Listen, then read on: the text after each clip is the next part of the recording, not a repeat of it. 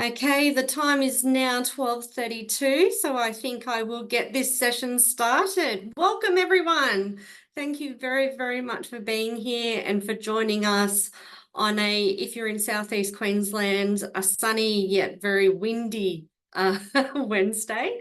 I'd like to introduce myself. My name is Peter Dampney. I'm the Consumer Engagement Coordinator for the Australian Frailty Network. And the pronouns that I use are she, her. And just to give a visual description for those people who may not be able to see me clearly, I have brown hair, big blue eyes, and I also am wearing a checked colourful dress today as well. So thank you for all joining us. We've got a really exciting seminar and session with some guests that I'll get to in a minute. But I just want to quickly start us off by doing an acknowledgement of country. And it's really important to recognise that today I'm coming to you from where the Australian Frailty Network is based in Meanjin in Brisbane. And Meanjin is the land of the Yagara and the Turrbal people. To the south of us on the Gold Coast, we have the Yugambeh people, and to the north of us, we have the Gubbi Gubbi people of the Sunshine Coast. Also to the east of us, we have the Quandamooka people, and to the west, we have the Mununjali peoples as well. So it's important to really recognise where we're coming from.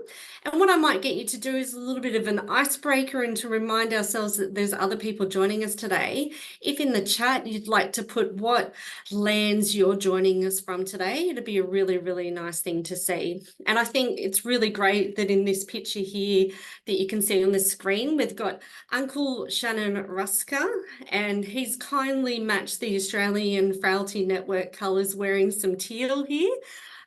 With the landscape and the beautiful view of the Brisbane River behind it as well. And it's important to recognise as well that last week was NAIDOC week, and the type of work that we do with engaging Aboriginal and Torres Strait Islander people in our work in consumer engagement shouldn't just be noted in 1 week. It should be something that we celebrate week after week and day after day each year as well. And also it's Disability Pride Month. Woo!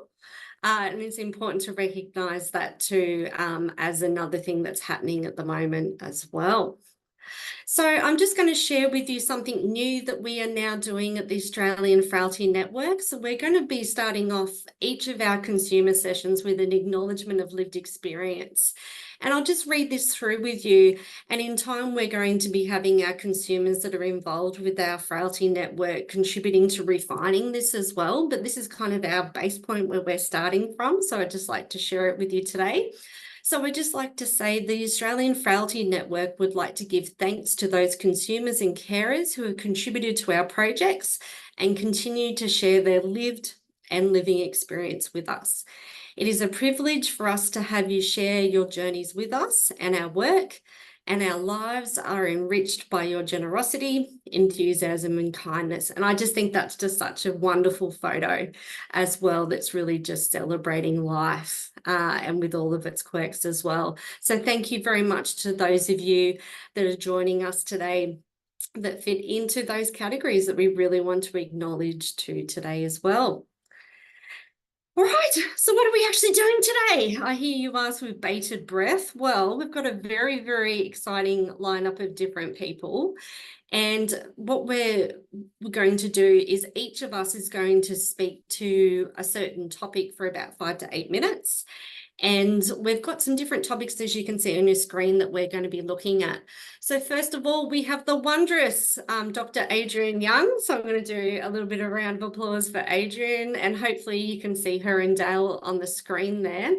Adrienne is going to be speaking about consumer engagement at the Australian Frailty Network and really going through some of the exciting things that are happening and how you can be involved as well. Dale, give us a wave, if everyone can see Dale. So Dale's going to be discussing what it's like to actually be someone involved in consumer engagement. And Dale is proudly a very hardworking consumer rep and advisory wonder person for the Australian Frailty Network. So I'm really excited to hear some of the pearls of wisdom that Dale is going to share with us about being a consumer and working not just with the Australian Frailty Network, but all the other connections that he has as well. And also, we've got the Associate Professor, Jackie Little. And Jackie, give us a interpretive dance or something so we can see where you are. Beautiful, wondrous. So Jackie's going to be sharing some really, really great information and expertise about her experience and her team's experience of giving a voice to those living with dementia, and that really, really important work that's happening in consumer engagement as well. And last of all, you're going to have to hear from me again, so apologies to you all, but I'm going to be kind of acting a bit like a fourth speaker in a school debate, going back to my year 8 days. And I'm just going to be kind of summarising some of the stuff that people have been sharing and speaking through, but kind of bringing it back to the idea of thinking about the type of mindset that we want to have when we're engaging consumers in research as well. Now, we want this to be interactive, so you don't just get to sit there and eat your lunch. I mean, you can eat your lunch. Please have your screens off and your sound off, though, because none of us want to be hearing that, right? But you can definitely be involved. And what we'd really like you to be doing is popping your questions in the chat so that we can come to them at the end. What we're going to do is we're going to hear from all of our wondrous speakers. And so what we'll do is we'll save those excellent questions that you have to the end. But as the thought comes, please don't hesitate to drop them into the chat, and we'll have all of our eyes on them as well. And yeah, we'll have a really exciting, hopefully interactive Q&A at the end. How does that sound? Sound good? Thumbs up from people? Awesome. Well, I will introduce her, but she doesn't really need much of an introduction because, you know, we have our own Maggie Beer working at the Australian Frailty Network, bringing on great things. But I'll pass over the microphone to Adrian. Thanks, Adrian. Thanks, Peter, and thanks for such a warm introduction. And thank you all for coming along today to talk with us about this topic. For those who may not be able to see me well today, I have brown curly hair and glasses, and I'm also wearing a bright dress. Something Peter and I have in common is our fashion sense, I think. And I would really love to use this opportunity to share how we are thinking about and approaching consumer involvement in the Australian Frailty Network. So the Australian Frailty Network is quite a newly established research network. And Peter, next slide, please. And it was funded through a MRFF grant with the vision of delivering a national response to frailty and to help all Australians age well.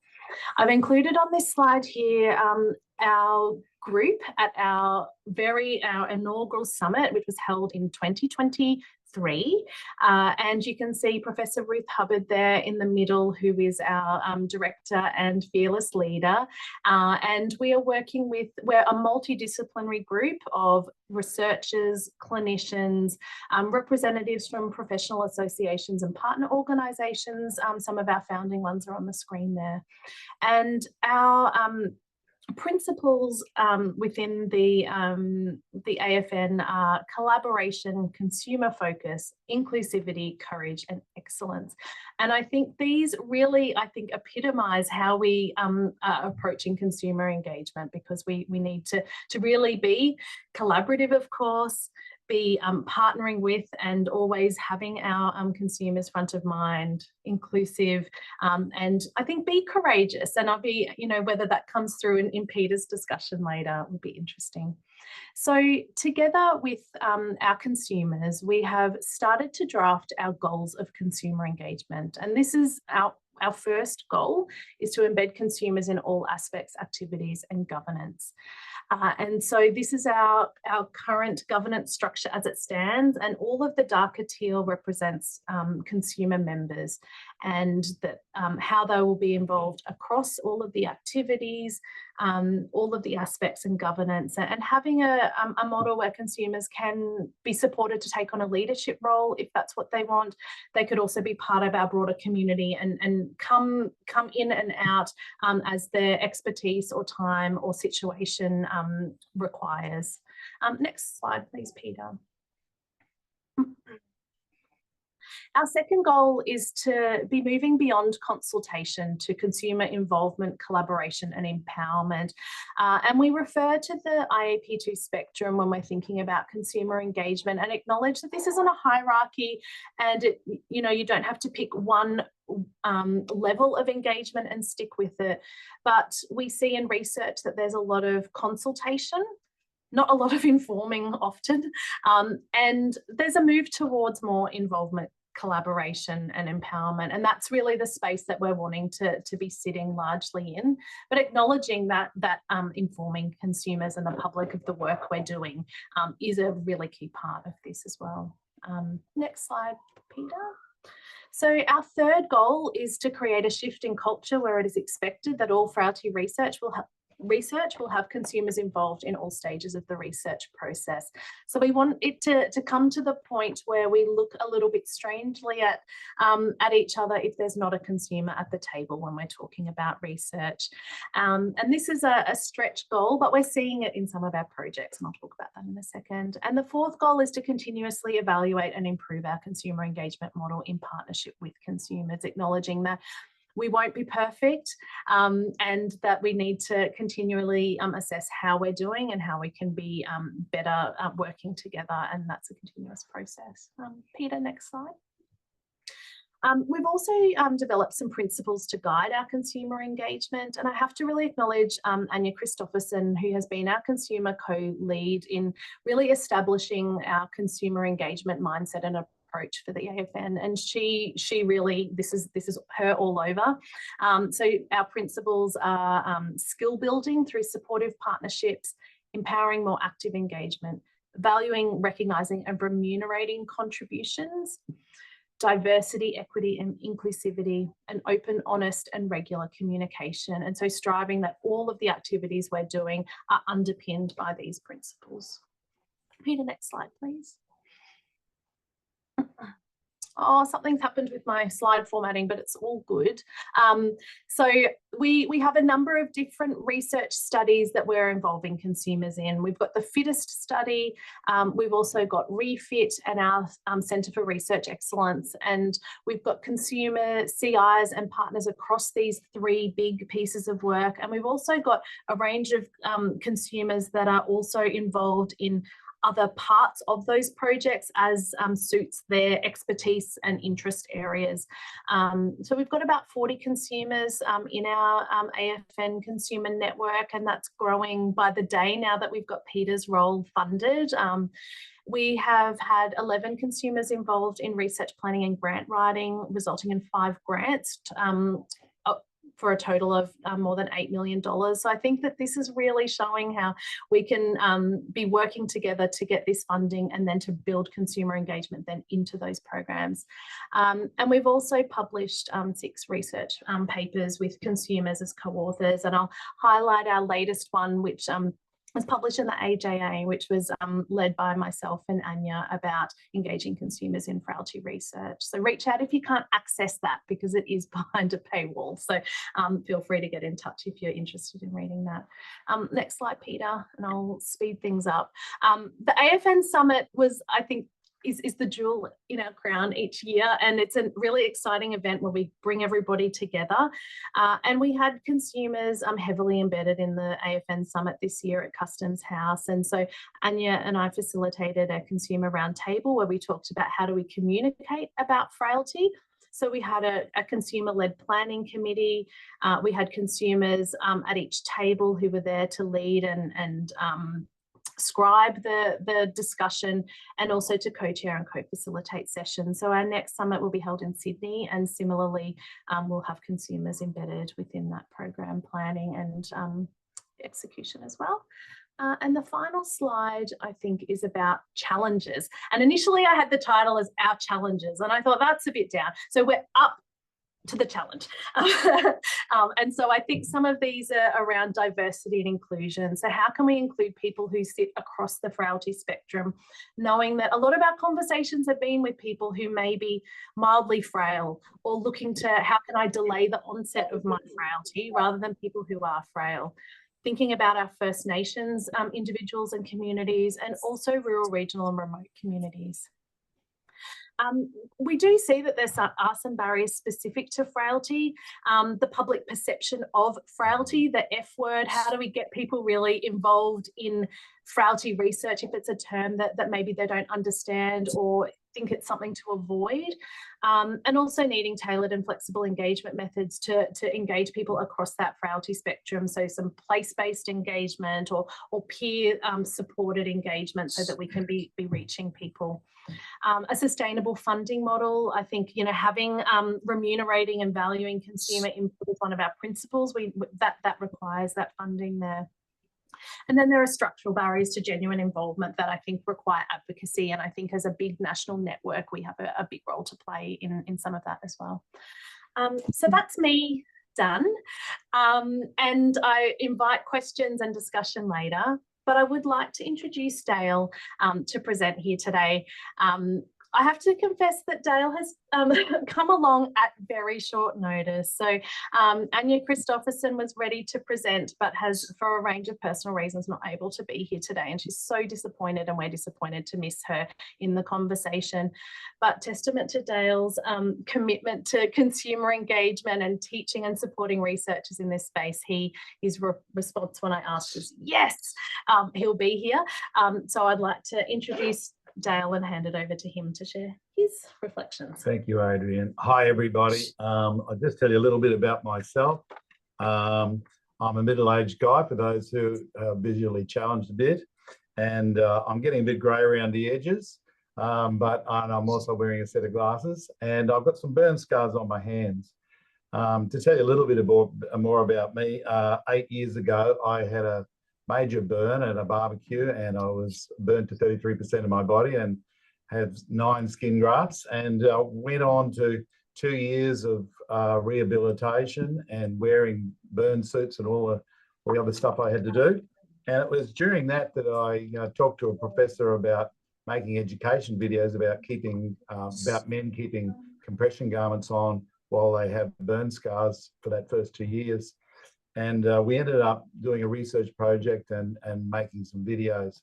And I just went on to boards and other sorts of things after that. And I've been very much invested now in the research space. So I really love doing that. I'm going to talk a little bit about co-design. And what I'm sharing for the first minute or two here is from the Metro North co-design framework. And if you just type in Metro North and co-design in your browser, you'll quickly bring up those pages. And make sure you click on all the links, because there's a lot of the gold is hidden in a lot of the links, and there's little surveys you can fill out, and there's a lot of learning you can do in there. I'm just going to go over some of the basic stuff for just a minute or two, and that is to determine whether you're going to do real co-design or not in your project. And the first thing is, which is quite obvious, if you've already decided an outcome and the answer to that's yes, then you're really cutting across the co-design process because you've predetermined what you want.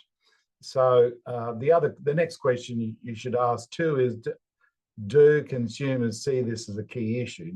Have they got skin in the game?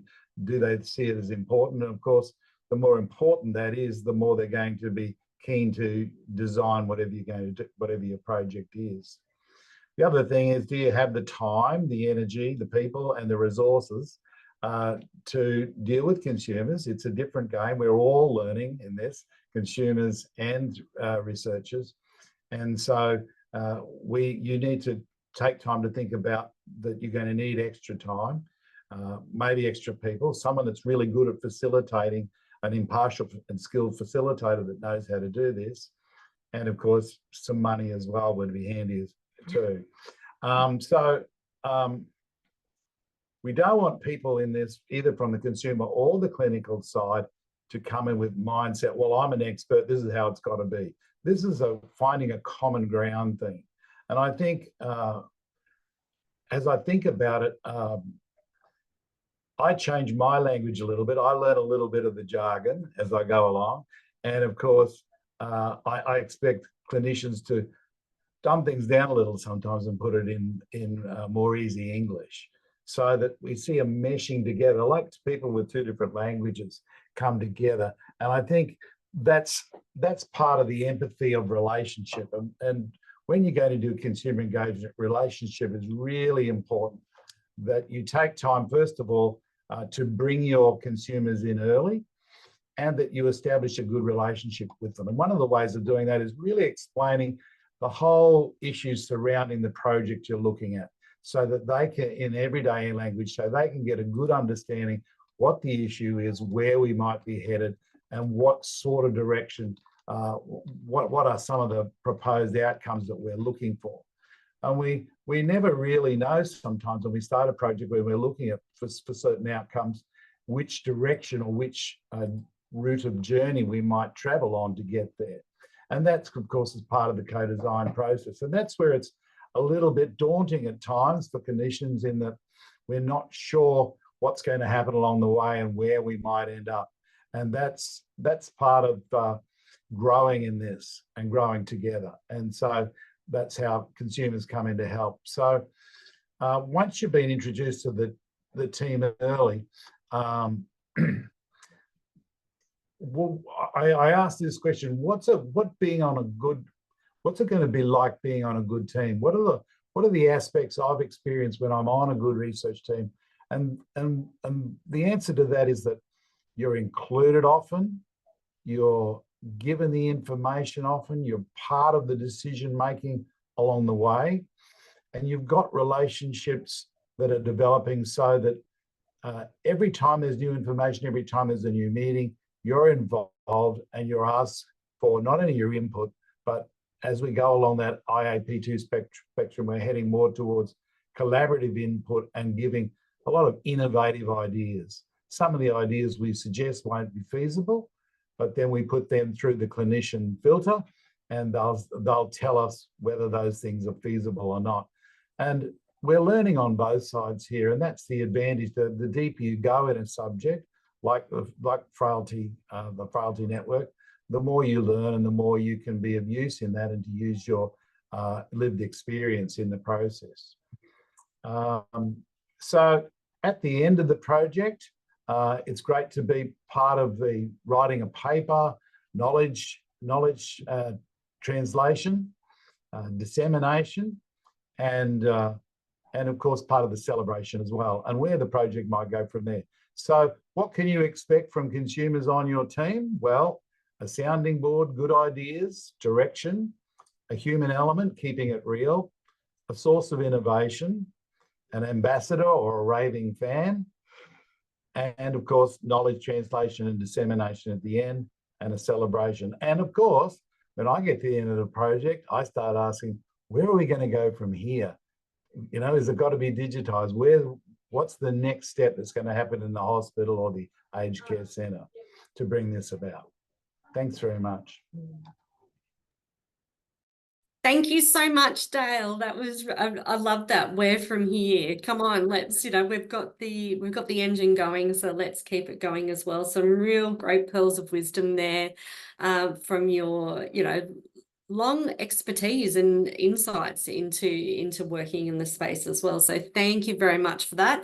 And I'm sure you're going to be very, very helpful in answering the questions at the end as well.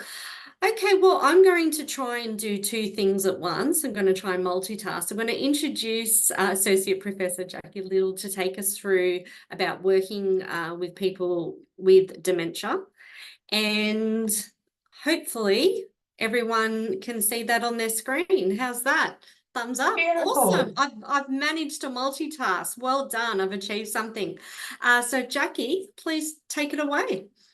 Thanks, Peter. Beautiful multitasking there. To add to the visual description, I'm going to just borrow from everyone else. Dark hair, glasses, bit greying around the edges, sitting in a beautiful Queensland Health meeting room. So I guess I just want to clarify one thing from the introduction early on. I don't regard this work as giving a voice to people. People living with dementia have a voice. They have lots of really important things to say, and they do experience many barriers to be able to use that voice at times. But what I want to talk about is partnering, so where we're helping each other to get somewhere we'd both like to be. And that's the approach that we've taken.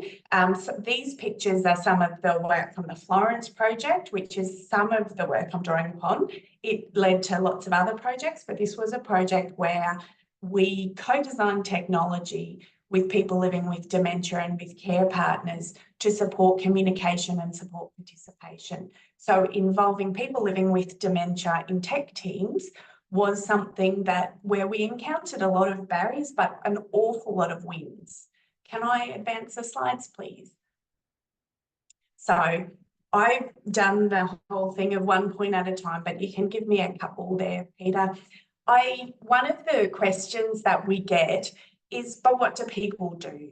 And I want to be really clear that partnering, being an advisor, being an investigator is quite distinct from being a participant in research. People are very far from being kind of passive and working on a topic someone else has chosen. So we've partnered with people with dementia in conceptualising ideas and saying, what should we do? Or what's the gap here that's actually important to you? People have provided us with a lot of practical guidance from all parts of research and technology development, from saying this is how it works for me to say, well, here's an idea. You're having trouble recruiting people with this kind of situation. Here's how you might go. And in being able to explain things clearly and well, far better than a lot of researchers. People living with dementia have been involved in disseminating. So from being able to be on papers and present to being willing to go and talk to media, or to being able to share back to their network so we know that what we're working on goes to the people who it's intended for. We have found people living with dementia incredibly powerful to use when we're battling ethics committees. So that acronym, Human Research Ethics Committees, do put up a lot of barriers to consumer engagement. They're getting used to it, and they're particularly worried about who they regard as vulnerable groups, of which people living with dementia are one. So we have involved our partners in developing our ethics applications, developing our study materials, and defending. So when we've had ethics committees come back to us and say, but people living with dementia can't use Zoom, we've been able to have our Zoom meeting with our investigators with dementia and compile our response to that. A couple more things, Peter. People living with dementia helped us so much, like everyone who did research through the period of the active pandemic with lockdowns and restrictions to activities. Everyone had to screech on the brakes and change the way they did research. And we found it extremely helpful to have partners in being able to talk through what people needed to do, what wouldn't be so overloading, how to make it accessible for people who might be new to online versions of things. Next slide, please. Okay, you can give me a couple more too. I think if you're going to engage in a partnership in research, you need to start with the belief and the understanding that everyone is unique.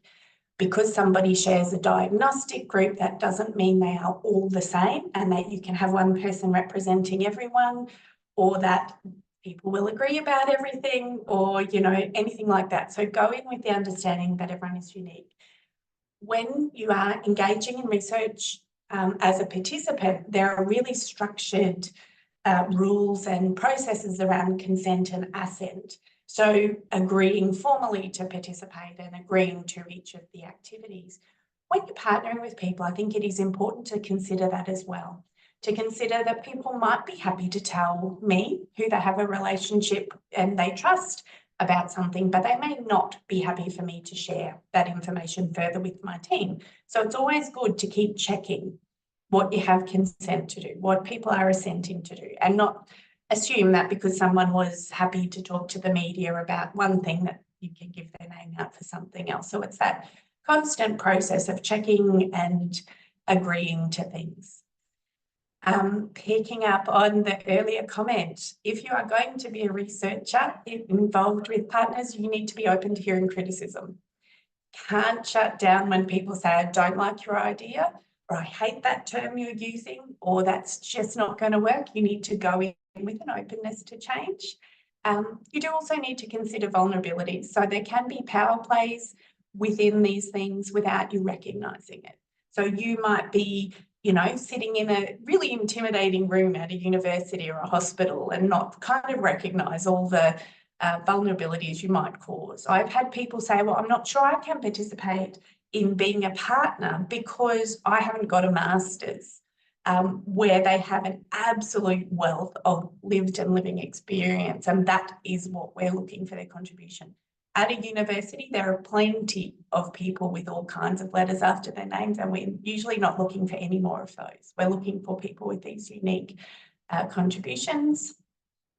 I would recommend thinking about how you set things up so that you can help people engage in a way that's not difficult for them. So thinking about the way people's abilities and energy might fluctuate. Thinking about accessibility all the way through, so getting involved is not effortful. So it might be things like sending brief pre-reading, not sending drafts full of comments, or checking with people what they'd like. Do they want to see all of the document? Do they want a summary? I'm doing currently a study where we're checking with people about how we should co-design, and I ask about what about things like reminders before meetings, and they said everybody needs reminders before meetings. If anyone says they don't, they're lying. So that's what I'm hearing. It benefits me as well, and all of the team. I also think when you're partnering with people, especially in a health area, there can be a tendency to focus on somebody's diagnosis or somebody's disability and not recognise the massive strengths that they have and that they're bringing to your project and matching them. So if somebody is excellent at speaking and explaining, maybe that's the kind of role that they could be matched with. If somebody likes to read and they're great at finding typos, and you know, that's the strength that they might have. So everyone has different strengths. It is worth thinking through the diversity of your group. At one stage, there were certainly the same people probably involved in all of the studies that were happening around dementia, that there were people who were comfortable and knew and, you know, had the skills to do the role, and a lack of finding people who were new to the role and supporting them into it. So really thinking through the diversity. Not everyone should be from a university background. Not everyone should be a health professional who's available or retired. When you're doing technology research, not everyone should like technology. So it is thinking through your team and the purpose. And we need to just keep challenging assumptions and processes. My current challenge is working through the multi-factor authentication on the Sapphire platform for NHMRC and MRFF grants, where they've brought in a new, very, very secure process that means a lot of people can't get online. Next slide, please. Okay, there's a lot of practicalities to nut out, and you don't have to have them all sorted at once, but it is worth kind of thinking through how you're going to navigate. Accessibility is the one that's top of my list. Researchers have often been drilled the idea that everything must be done consistently. If you're giving out a written survey, everyone gets a written survey in the same way. You kind of contact people in the same way, but actually partnering works better if people can be offered the way to participate that they can access easily and that's most comfortable for them. So having the conversations about what you need and what works best for participating is something that we do up front. Building confidence in people. So giving that positive feedback about how much somebody has helped when they've given you feedback, even if it's criticism. And building those skills to help build the confidence. If somebody's presenting at a conference for the first time, you know, they might need a little bit of support to do that. We always talk about the practicalities with payments. People should be remunerated for their time, and they should certainly not have costs involved with partnering. But the way that that works for people is different. So some people might have might prefer to be paid cash into the bank, and some people might not. That might cause a problem with pensions. And with having to go into Centrelink and so forth. So it's worth having a conversation about that. Think through the time of day, think through the amount of time that you're involving with people. When you've got people who are working, you know, maybe you can offer all of the activities 9 to 5. When you have people for whom the morning's really tough, think through that when you're scheduling it. Organisational policies are tricky. As people have started to recognise the value of partnering with consumers, they have made a whole bunch of policies and infrastructure around it, and you need to navigate it and stay on top of it, but also advocate for change when it's needed. We do a lot of our partnering online, but it's also important to think about posting things to people. So people would prefer a paper copy, having face-to-face meetings at conferences if you're going to be there, trying to navigate between online and real-world interactions as well. Next slide, please. Okay, so when we were reflecting, we did a number of different studies, different but related studies around dementia and technology with our partners, and we were reflecting on it, and we wrote a paper, and basically people wanted to provide advice. So not reflections, not kind of considering how it works, but actually give some guidance about how we could partner better in this space. So I think a lot of this is really consistent with what's already been said. And you can go and read the paper, it is open access, or you can let me know if you have trouble. But the idea is that these are advice, points of starting. So I agree on the value is about do research that's important to people. Don't do research because no one's done a systematic review on this right now. Do something that's going to make a meaningful difference and make it worth someone putting in their time. But if you also agree that it's valued, advocate that that value is recognised within your organisation, you know, in authorship, in remuneration, and so forth. Number 2 is the time to start partnering is now. So as early as possible is best, but I have encountered lots of people who are halfway through a study and they've said, well, it's too late now, I'll have to wait for the next one. If you have already started and you're halfway down and you've hit a problem, that's an okay time to start partnering. Declare it, work with people, build some relationships and get that feedback now, and then go on from there. Probably your next study will be even better because you've got the relationships and you've figured out the ways of working. But don't wait until the perfect project to do it on. Don't wait until you have the exact right way of conceptualizing somebody's engagement. Often start with something practical and build from there. We have to do a lot of pushing back. So we have a lot of things where people would say, well, we don't know. They're either staff members or they're research participants. What are they? Or I've had partners involved in my research as investigators say that they were not allowed to visit other university campuses because of workplace health and safety concerns. We have to start pushing back on things that are just foolish assumptions that people have, or that's not how authorship works, or to be an author on something, you need to have an institutional affiliation. Sometimes people would like that and like it recognised, their role recognised with your university or with your hospital, but sometimes people really value the independence. So it's worth having the conversations and then going and advocating. It's important to recognise that there are barriers and there are tensions in this kind of work, and it's important to share that they exist and put some active energy into managing those rather than just trying to skim over the top. And similarly, when things go well, we need to share it back to the person, share it out to the audience that we're saying. So we have had papers rejected from technology conferences who said, we don't believe people living with dementia can do this. We have to keep sharing so that people start to believe us. Very hard to prove something that's happened beyond saying that it's happened. So the more people partner and share that they're partnering and the benefits of doing so, the better it will be for everyone. Last slide, please.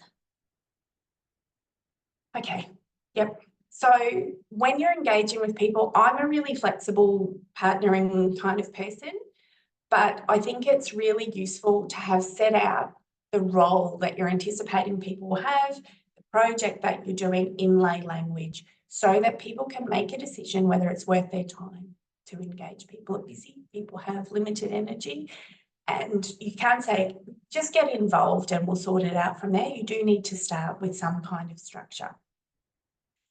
We have people have also asked me, but where do you find partners that you're not already partnering with?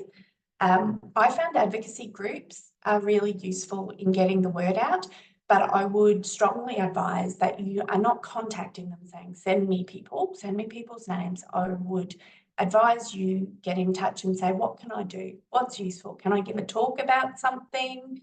You know, how would this work? This is what we're doing. So you're not hiding what's happening, but don't just, you know, try and get what you'd like out of the situation.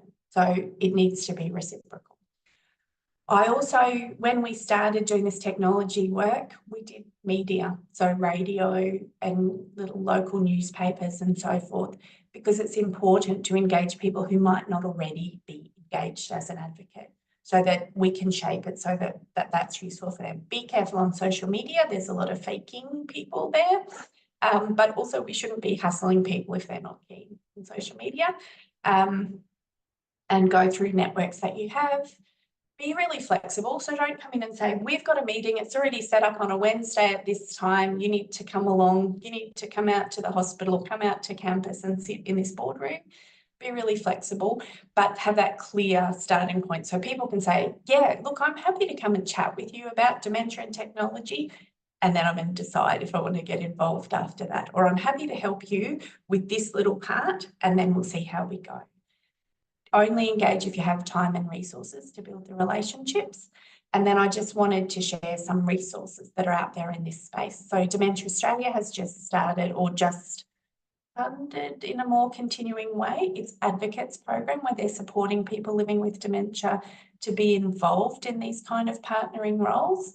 And we have engaged with people through that mechanism, which is great, especially when we're looking at culturally and linguistically diverse people who we didn't have in our networks already. There's a consumer-led organisations like Dementia Alliance International, and then there's a couple of guides that can support involving people in research. And that's all from me, thanks. Thank you so much, Jackie. Really, really appreciate that. Some really, really handy hints for people, no matter at what point of their consumer engagement journey they're in. So thank you very, very much. I'm going to be, as I said before, acting kind of like the fourth speaker in the Year 8 debate. Picture me with a fringe. And looking a little bit different to how I am now. But I guess through having the opportunity to speak to everyone who's participated today, I kind of thought there's some common themes that come out through consumer engagement, and also from some of my experience really working consumer engagement in suicide prevention and mental health as well. And they tie in very nicely to what we've spoken about today. So the first theme is introspection. Now, whenever I share memes, there's usually about half the room face-to-face or online that actually gets some of my meme references. But the picture I have here is of the Galaxy song, which is performed in the fantastic Monty Python film Meaning of Life. And I've been sharing some of the last stanza or the last, verse or chorus in that song there. And I just think it's a really, if you haven't seen it before, you can always just YouTube the Galaxy song. But it's a humorous take at the fact that, what is life? What is, what is it that we're all doing? And I think as researchers and academics and clinicians, that's a really scary space to exist in. It is like going into space. That all of a sudden we're kind of taught, oh, don't think about things too much, because if you think about things too much, your brain's just going to, it's going to explode. It's not okay. But I think it's important to understand that if what we need to do prior to engaging with consumers, we need to take some time for ourselves to actually work out what is it that I want to learn from this engagement. And not only is it what I want to take from the consumer, it is what do I want to learn? Yeah, how do I want to become a better person through this? And Jackie was talking a lot about that, people willing to be open and willing to be vulnerable. And I think that's a really important thing, is to understand that we're handing expertise over to other people, and that's okay, because we don't always have to have all the answers. And it's okay to learn from other people and in other ways and be creative about that too. One of my big things about introspection is about challenging the unconscious biases that we have. And I think working and partnering with consumers in this way helps to do that. And it starts to role model the fact that, yes, we don't have all the answers. If we haven't lived through that experience personally and ourselves, we don't have that level of expertise. So I think it's a really, really important bit to start from. And if your journey of introspection starts with watching The Meaning of Life of Monty Python or the Galaxy Song, not a bad place to start.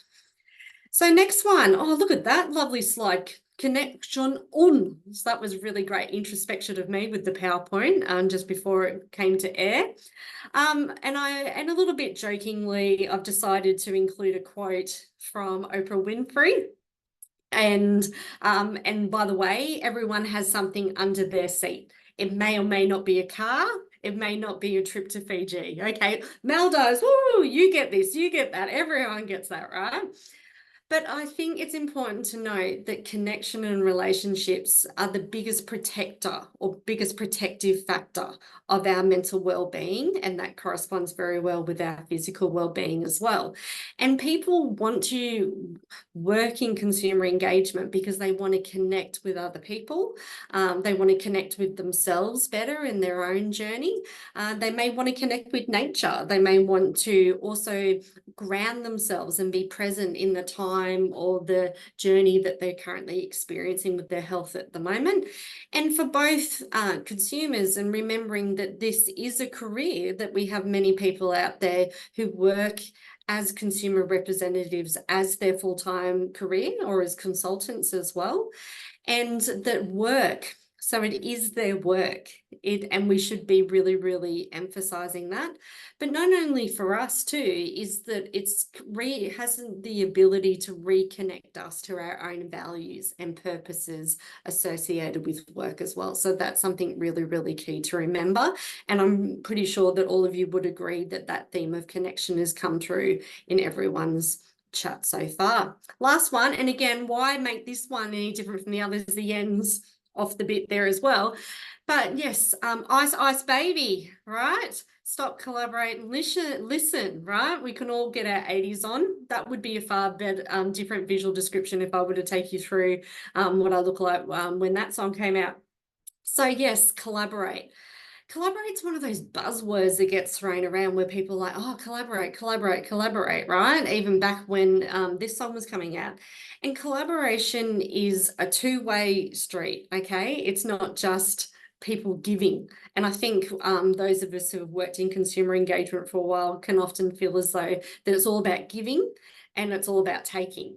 And it's really about two-way in that it needs to become more of a circle and more of a loop. So as Dale was speaking about, it's that idea of being on that journey and then being on the next journey, and then the next journey about that as well, about understanding that collaboration is an ongoing process and it should be recognized the wins that you've achieved in that as well.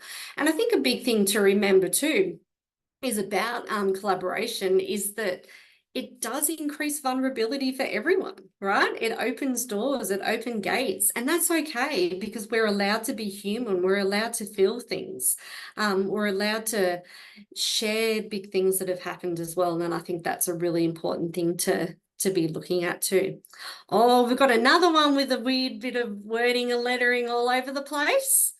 We've got some compassionate curiosity, okay? And look, I was never very good at maths at school, but I can work out that if you add introspection, connection, and collaboration all together, you're going to get compassionate curiosity. And this is a term that I really, really resonate with. And compassionate curiosity is how we communicate, how we listen, how we engage with other people as well, but not just in consumer engagement, but in all facets of our work as well. And the big thing that I think it should be reiterating as well is that we need to listen to listen. So we're listening to listen, we're not listening to act. listening to say, listening to do, or listening to prove. And I think as coming from a creative background, this is where probably sometimes science and arts differ, is that I remember I had a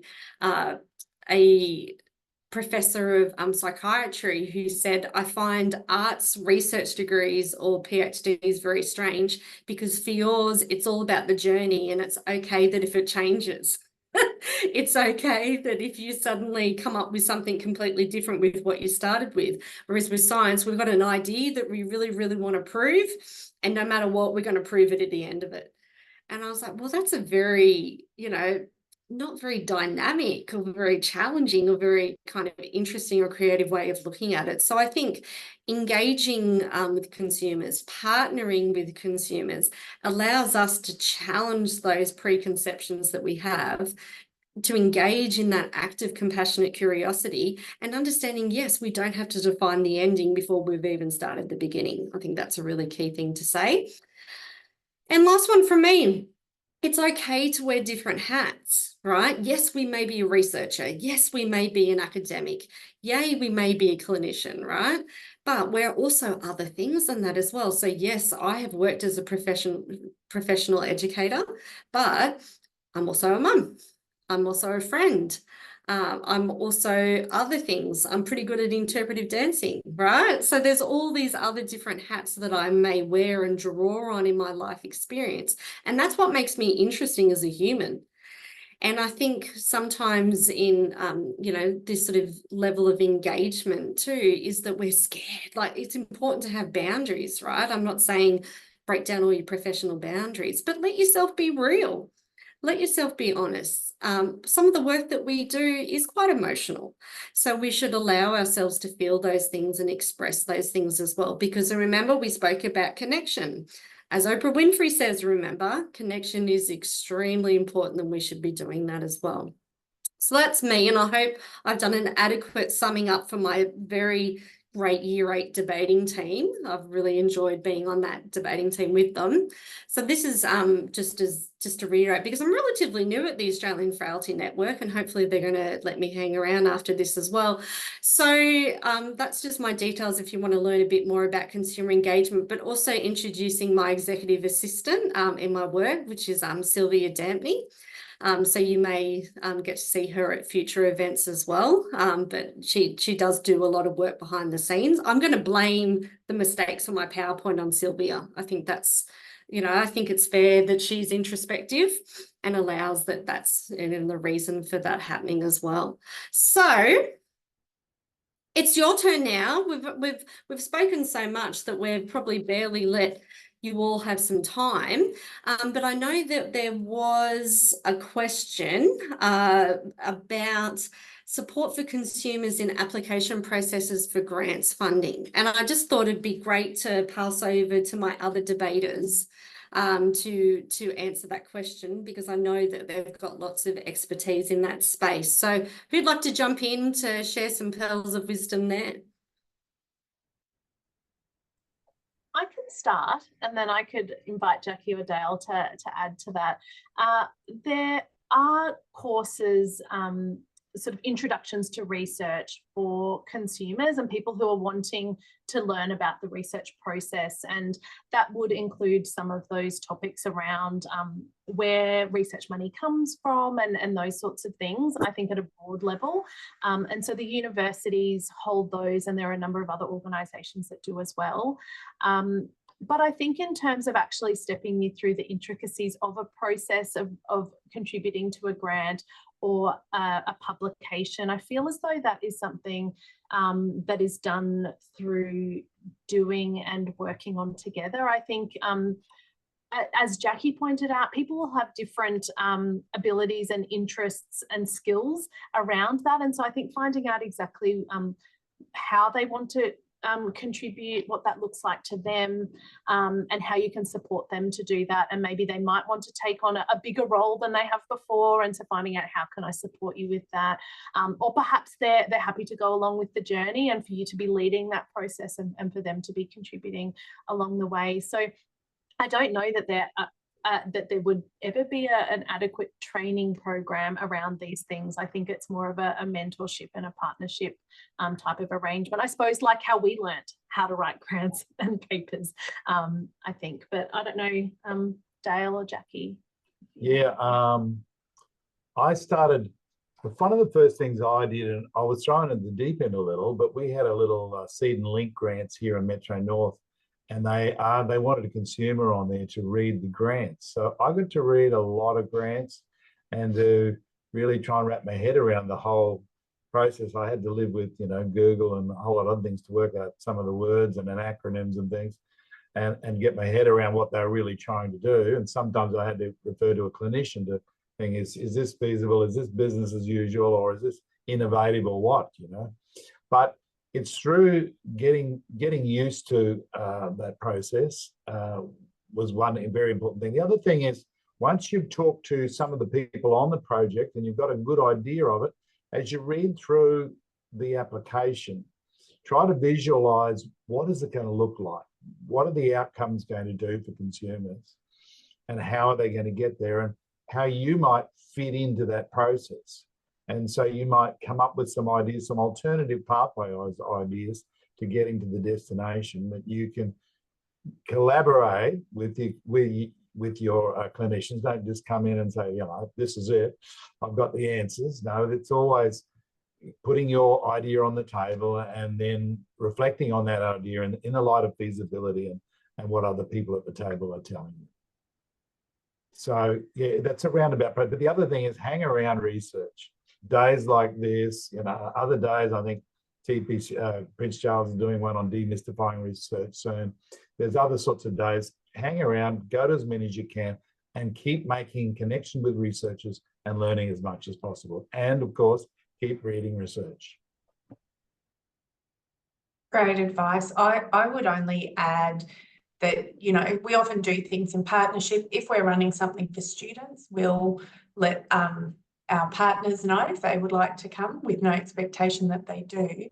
But I also have, when consumer partners have wanted to do their own poster or their own grant that's not related to the work we've done together. Together, we'll always do it together, but if it's their own independent, as part of that reciprocity, I will, read through, proofread, give some feedback in that kind of mentoring reciprocity kind of thing, just to support people to help build that capacity as well. Fantastic. Wise words from the best debating team ever. So thank you very, very much. Some great sum up articles. Try and rebut that other team. There we go, right? We've got some pretty good things there. So I know some of you will have to jump off straight at 1:30, but I just wanted to give you some time just to hear a little bit. And again, please don't hesitate to reach out to us with some of the questions that have come up. And we've also got a QR code right at the very end where you can ask some further questions and some information as well. But just before we finish up, I just want to quickly hand back over to my teammate Adrian, who will just speak to this slide a little bit just before we say goodbye to everyone. Thanks, Peter. So we've just got some information here about how people can get involved in the Australian Frailty Network. So for any consumers online who would like to be involved and haven't already, or if you know people where they're really passionate about, frailty, healthy aging, care of older people, and caregivers, to really get in touch, or encourage them to get in touch. And we've got an online form on our website. I think this QR code will work, but if not, you just email us. And for any researchers, clinicians or students in the room, we have a range of different opportunities available to you to be involved as well. Our Frailty Nexus is a early career research capacity building program. And we also have a number of earmarked PhD opportunities. So feel free to share. They will all have, they all do have consumer engagement embedded within them. And we do have a PhD opportunity specifically around consumer engagement. So if somebody's wanting to forge a research path that's around this topic, then yeah, please definitely get involved, get in touch with us. Thanks.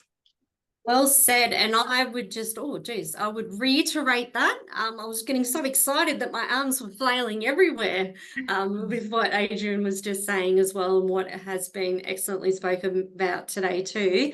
So I just want to reiterate our thanks. And I also want to thank our lovely guests as well. So I want to thank Dale, and I'd like to thank Jackie as well for really sharing their expertise and their experience as well. There is a QR code up on the screen there if you'd like to take a little bit of a snippet of it, where it is actually asking you some questions about today's session. And it's a good way of us just being able to continue the conversation. There's even a little bit about future training about research opportunities as well for consumers. So it's like we pre-cogged that was going to happen today. So there we go. So if you could take a shot of that, that would be fantastic. But again, just really reiterating a big thank you to all of you for attending today, and thank you for being involved in this conversation. And yes, let's keep this conversation going nationally and strongly. And please don't hesitate to reach out to us to, continue that conversation going strong. Thank you so much, everyone. Enjoy the rest of your day. Stay warm wherever you are in Australia. Thanks. Bye, everyone.